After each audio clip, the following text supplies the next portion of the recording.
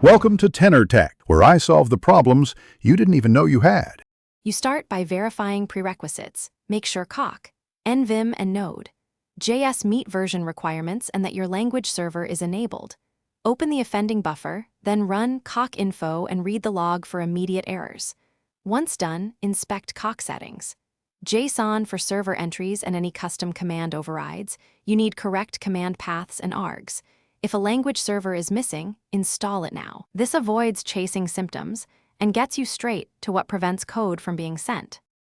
Next, focus on how Coq communicates with the server. You need to know if the transport is broken. Toggle between SDDO and TCP modes in the server config and verify any ports or sockets are reachable. Then enable verbose logging in Coq settings. JSON so messages show details. Reproduce the failed send by invoking Coq command or triggering completion and watch stdout and stdir in Coq info. Make sure the server accepts your code payload. If it rejects it, logs will show syntax or protocol mismatches. Finally, apply fixes and confirm they work.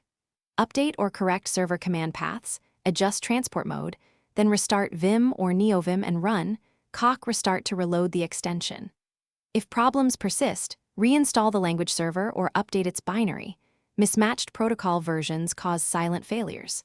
Make sure your path and any firewall rules allow the server to run and accept connections, and verify file type associations send the right language. If still failing, one quick tip: enable debug logs and capture a failing session for close.